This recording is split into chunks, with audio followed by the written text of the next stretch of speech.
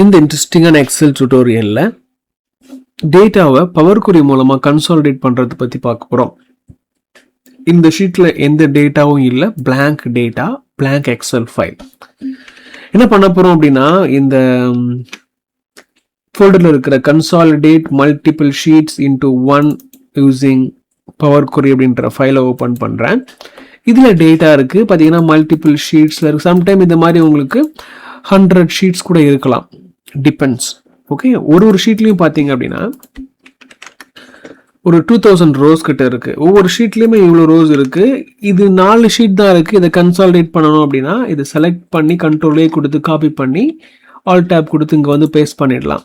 அதே மாதிரி ஒரு ஷீட்லேயும் போயிட்டு நீங்கள் செலக்ட் பண்ணி மேனுவலாக கீழே பேஸ்ட் பண்ணிடலாம், நார்மல். பட் சினாரியோ என்ன அப்படின்னா, சம்டைம் இந்த மாதிரி நிறைய ஷீட்ஸ் இருக்கும். இங்கே 4 ஷீட் தான் இருக்குது, பட் சம்டைம் 50 ஷீட் இருக்குது அப்படின்னா 50 வாட்டி நீங்கள் காப்பி பண்ணி பேஸ்ட் பண்ணணும் அப்படின்னா கஷ்டமாக இருக்கும் இல்லையா? அதை எப்படி ஆட்டோமேட்டிக்காக பண்ணுறதுன்றது தான் டாஸ்க். இந்த இடத்துல ரொம்ப சிம்பிளாக இந்த மாதிரி வேலையை பண்ணணும் அப்படின்னா, அந்த டேட்டாவை நீங்கள் செலக்ட் பண்ணி டேபிளாக கன்வெர்ட் பண்ணிடணும். இந்த இடத்துல இது டேபிளாகவே இருக்குது. இல்லை டேபிளாக இல்லைன்னா இதை செலக்ட் பண்ணி ஹோமில் போயிட்டு ஃபார்மேட்டஸ் டேபிள் அப்படின்னு கொடுத்துட்டு இதில் ஒரு டேபிள் ஃபார்மேட்டை செலக்ட் பண்ணாலே அது டேபிளாக மாறும். அந்த மாதிரி ஒரு டேட்டாவையும் மட்டும் நீங்கள் செலக்ட் பண்ணி டேபிளாக மாற்றணும். ஏன்னா டேபிளாக மாற்றினீங்கன்னா தான் பவர் query இதை ஈஸியாக எடுத்துக்கும், அடாப்டபிளாக ஒர்க் ஆகும். ஓகே, இது ஒரு ஃபர்ஸ்ட் கண்டிஷனாக நீங்கள் வச்சுக்கலாம். அண்ட் இந்த எல்லா காலமும் ஒரே மாதிரியான காலமாக இருக்கணும். ஃபார் எக்ஸாம்பிள் இதில் பார்த்தீங்கன்னா row ID, order ID, date, order date இருக்கா? அதே மாதிரி இதுலையும் பார்த்தீங்கன்னா டாப்பில் போகும்போது ரோ ஐடி, ஆர்டர் டேட்னு எல்லா காலமும் எல்லா ஷீட்லேயும் மேட்ச் ஆகணும். சினாரியோஸ் உங்களுக்கு இந்த மாதிரி வரும்.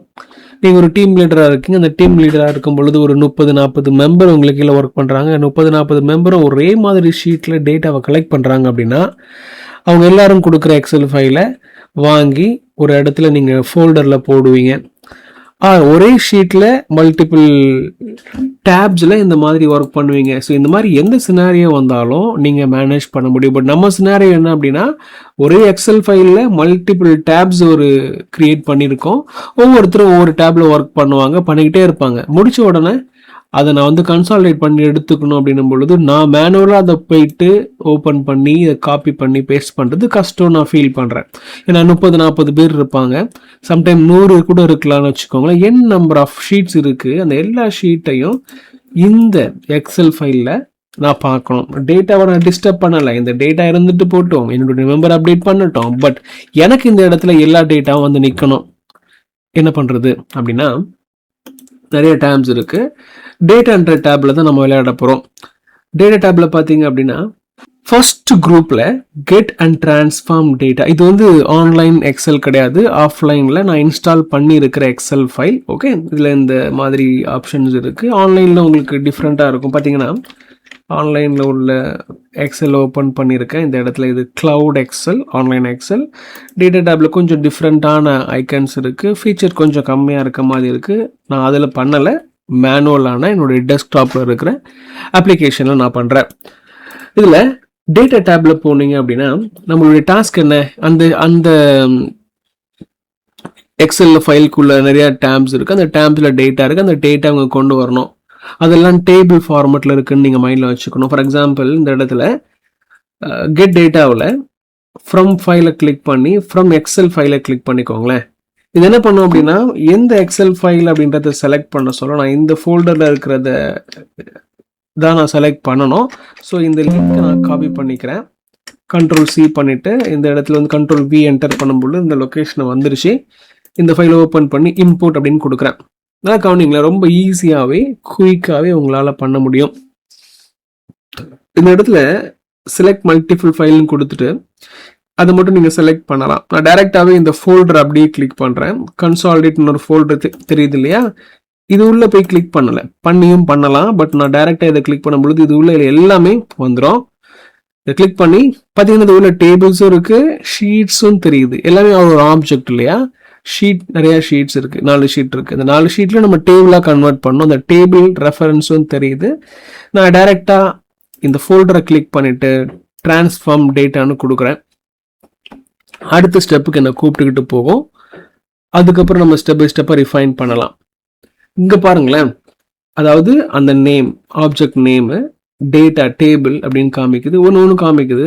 நமக்கு தெரியும் ஷீட் அப்படின்றது வேண்டாம், டேபிள் தான் வேணுன்றதுனால நான் ஷீட்டை அன்செக் பண்ணி டேபிளை மட்டும் நான் வச்சுக்கிறேன்.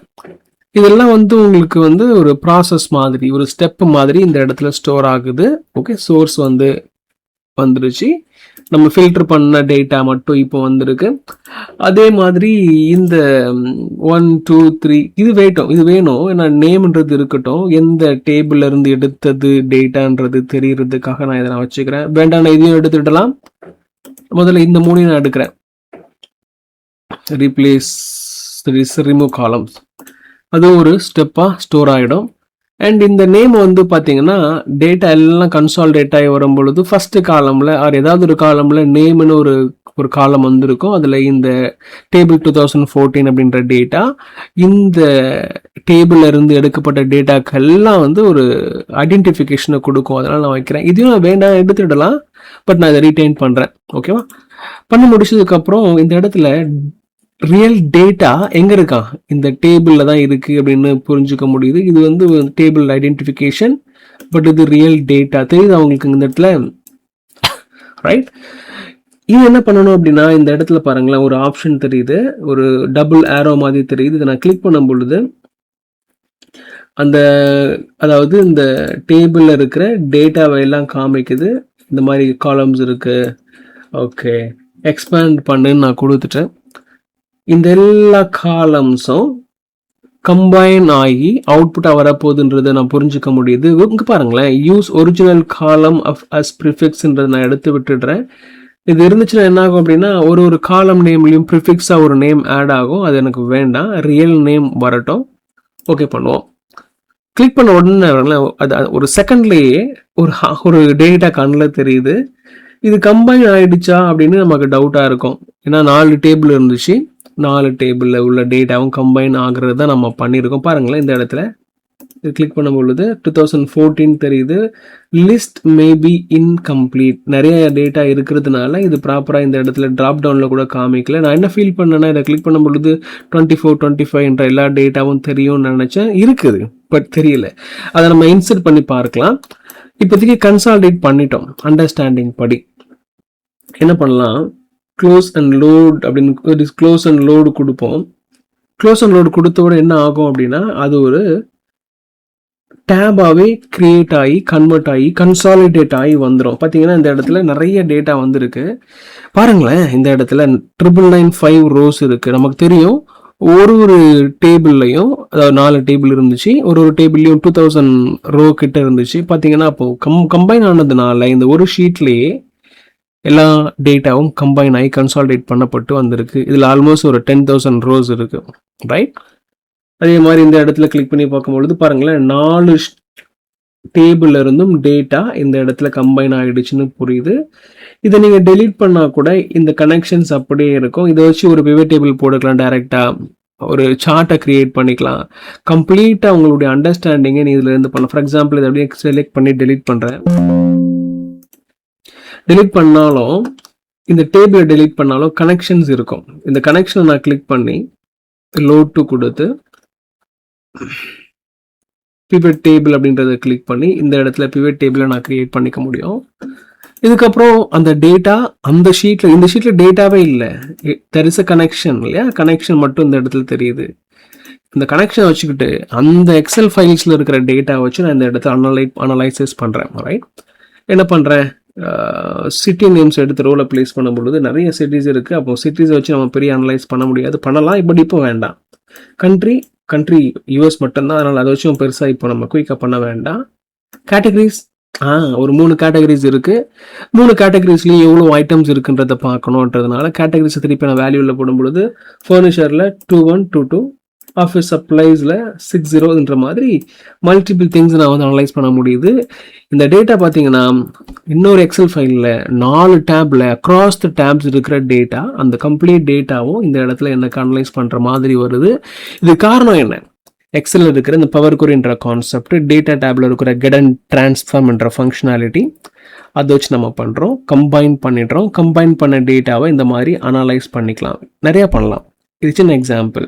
இது பாருங்கள், அண்டர்ஸ்டாண்டிங் கெயின் பண்ணுங்கள், டவுட்டை கேளுங்க. அடுத்த கிளாஸில் தேவைப்பட்டால் இதை பற்றி பெருசாக பேசலாம். உங்களுக்கு புரிஞ்சிருக்கும், இந்த பவர் குரின்ற கான்செப்ட் இருந்தால் தான் இதை பண்ண முடியும்.